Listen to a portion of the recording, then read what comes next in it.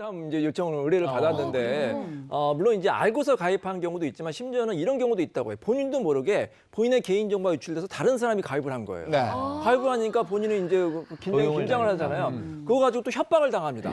당신이 가입했는데 이걸 알리겠다. 그래서 2중, 3중으로 이렇게 피해가 커지고 있거든요. 예. 정말로 큰 문제라고 볼 수가 있습니다. 근데 N번방 수사에 변호사들이 바빠졌다 이런 얘기가 있던데 네. 실제로 그렇습니까? 뭐 회원이 26만 명이라고 하고 네. 이 사람들이 사건이 다 하려면 사실 변호사들이 많아야 되는데 변호사가 지금 많거든. 3만 명인데 네. 요즘에 이제 뭐 변호사들 일이 상당히 없다고 하는데 이번 사건은 좀 바빠지는 이 사건은 또 전문을 하는 변호사들이 상당히 바빠졌다고 합니다.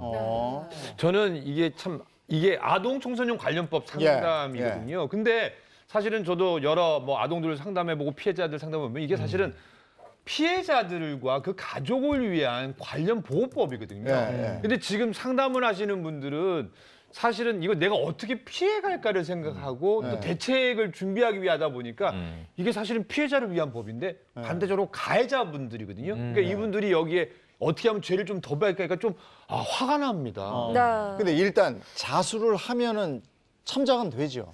그렇죠. 우리 형법에 자수를 하면 형을 감면할 수 있다는 규정이 있어요.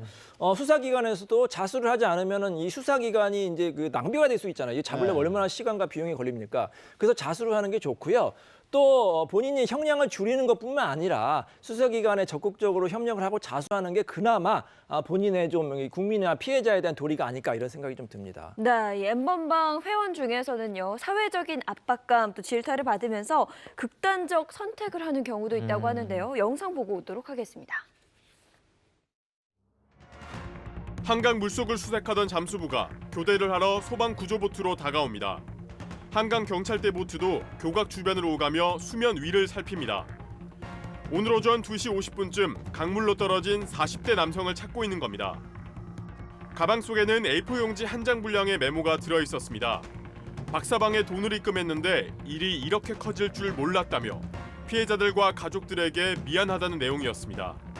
경찰은 박사방 유료 회원인 남성이 최근 박사방 회원들에 대한 수사 소식을 접하고 심리적 부담을 느낀 걸로 추정하고 있습니다.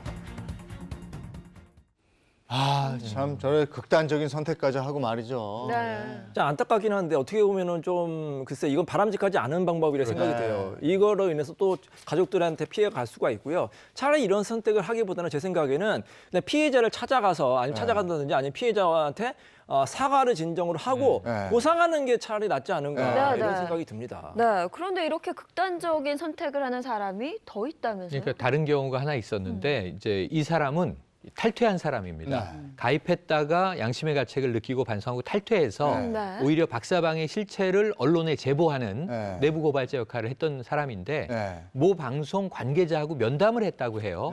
그래서 좀 모욕적인 얘기를 들었다는 겁니다. 당신도 가담자였던 거 아니냐라는 좀 이제 비판적인 얘기를 들었나 봐요. 굉장히 마음이 상했고 속상한 것 같고 SNS에 극단적인 선택을 암시했어요. 그런데 이제 다행히 생명의 지장은 없습니다.